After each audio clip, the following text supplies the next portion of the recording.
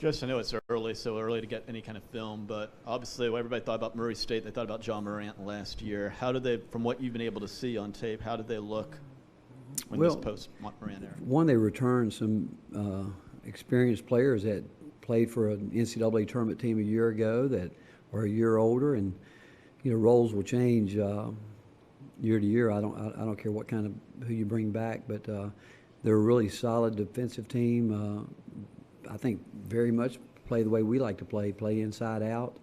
They got a really good post presence, really solid defensively, and like I said, they've got experienced guys that have played in some big games, and they've added to that.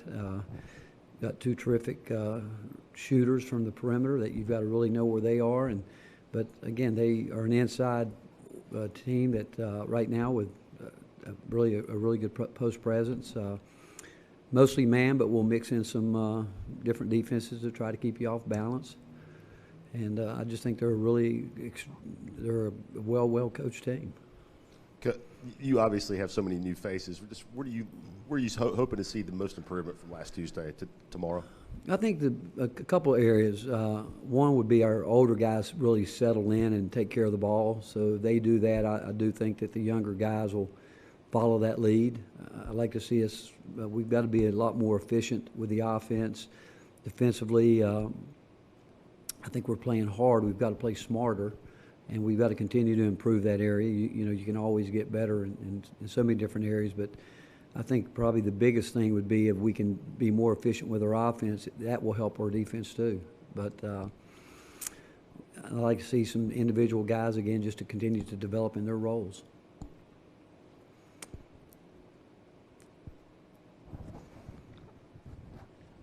Rick, do you feel like you have a great feel for what this team does well and that you want to sort of cater to that, or do you just kind of let them play and figure that out as the season goes on, or at this point, where do you feel, or how do you feel about that?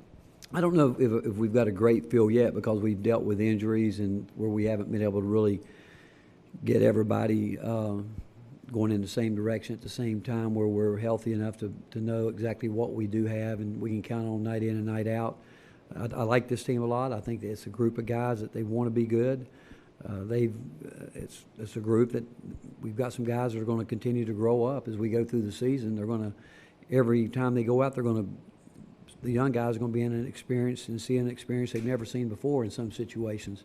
That's why it's so important that our older guys settle in quickly to help those guys, because we can't have you can't have learning experiences with your older guys and younger guys at the same time, because that shouldn't be happening. The older guys should know right now they understand and taking care of the ball and not trying to, create situations where they're really trying to hit a home run every time they have the ball. They just got to let it settle in and let it come to us. But the younger guys, they're going to grow, and that's what's going to be fun with this team, to watch them grow as we go through this.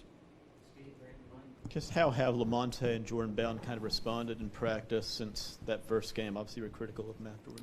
Well, again, those guys, you know how much we think of them and how important they are to our team, and those two guys are going to be more aggressive. We expect them to be more aggressive, but what we expect them to do too is value the basketball at a very high level. Like so many, we gave up probably 14, 16 points just off of bad offense where we had no chance to defend. If you turn the ball over and you take bad shots, you never really get a chance to get your defense set the way you want to, and most teams are going to take advantage of it. But those guys, I really believe, Steve, they know that it's important that they take care of the ball. So it goes again that our younger guys can settle into the roles they need to play. Rick, is there a Urosh update, and if not, do you have any idea on a timeline? No, we're still working on that, and hope that we can get some things in this week. Rick, how did you feel about the post rotation you had in the first game with Eve, John, and Olivier, and how much would Drew Pember being healthy or Zach Kent emerging help that? Well, I think we need them all, Mike. I look at all of them. Again, I think you need 5 post guys. And so to answer your question, yeah, Drew Pember can help us, Zach can help us, and they have to help us. And they will do it. They'll all do it in a little bit different way, which is fine. We can scheme through that.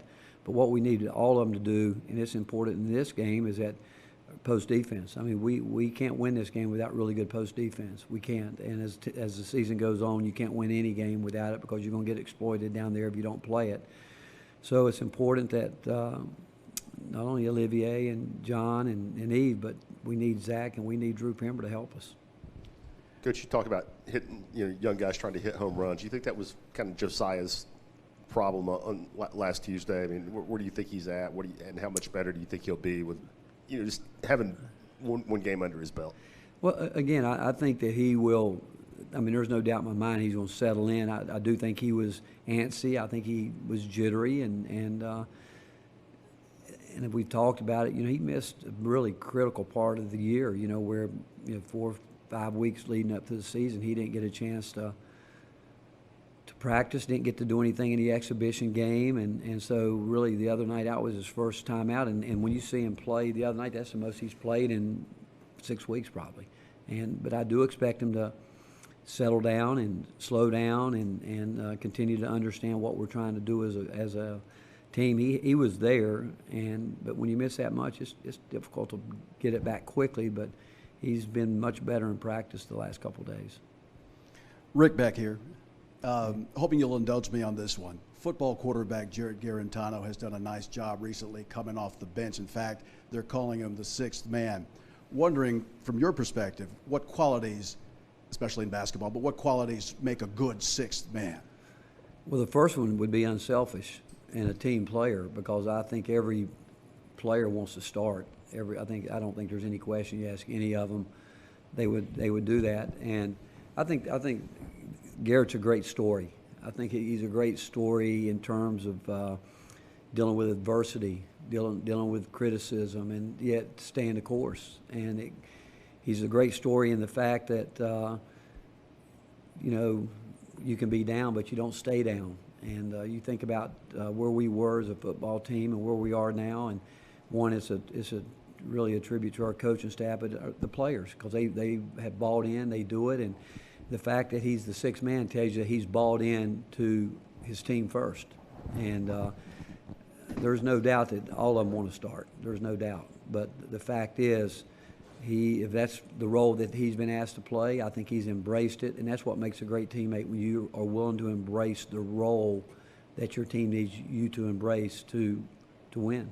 And he's done that.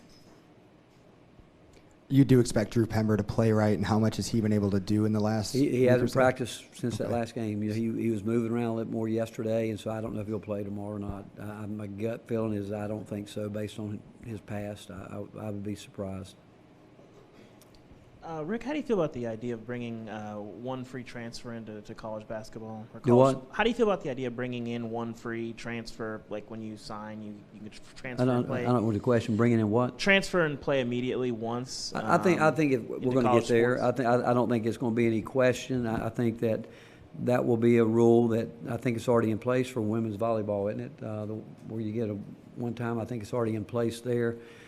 And I think if that happens, you get a one chance to transfer and go play immediately, and I think the other part of that would be, after that, there would be no waivers. I mean, people are worrying about the one-time transfers. There's a lot of guys that leave 2 and 3 times, and I think eventually you want to get to where there is some consistency, and so I think as we move forward, I think we'll go that way. Do I like it?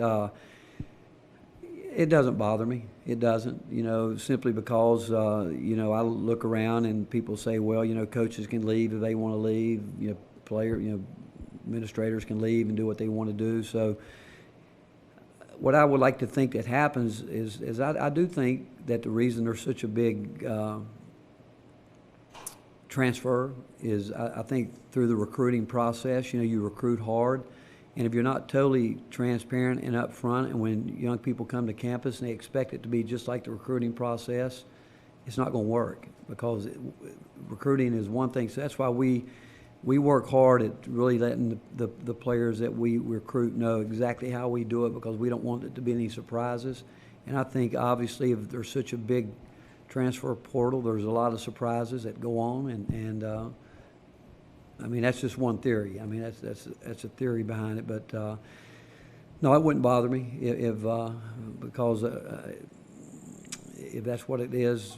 I just think it's real. The NCAA is in a really thankless position with transfers and waivers and all this because they're just they've been mandated by the membership. What they want, what the membership wants, what you're allowed to do here, do there, whatever. And through time, there's going to be change. But when there's change, there's going to be some good, maybe. It might be some bad that comes from it. But I think you've got to be willing to change with the times. And if it works, good. If you change, you feel like you make a mistake, you go back and correct it. And I like to think that we have a membership that wants to move in that direction, just trying to improve what we do. Coach Devontae, did he surprise you the other night? I mean, he seemed like, he just wasn't. He didn't seem like he had some of those jitters you were talking about with Josiah. He came in and was just aggressive and productive. Yeah, again, Devontae is. I mean, we're all excited about him as a staff. He's fighting that. He's got that little cast on his hand. It still hampers him a little bit. And but you know what?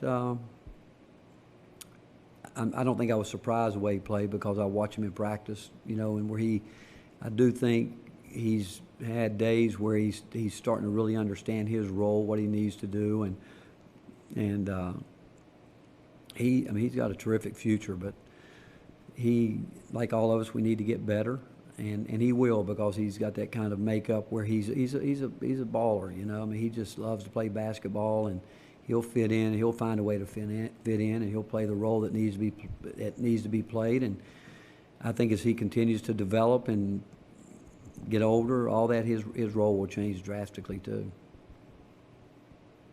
more questions? Coach, are you offended that Wes Rucker was late today?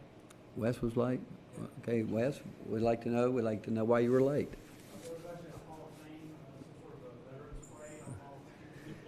Yeah.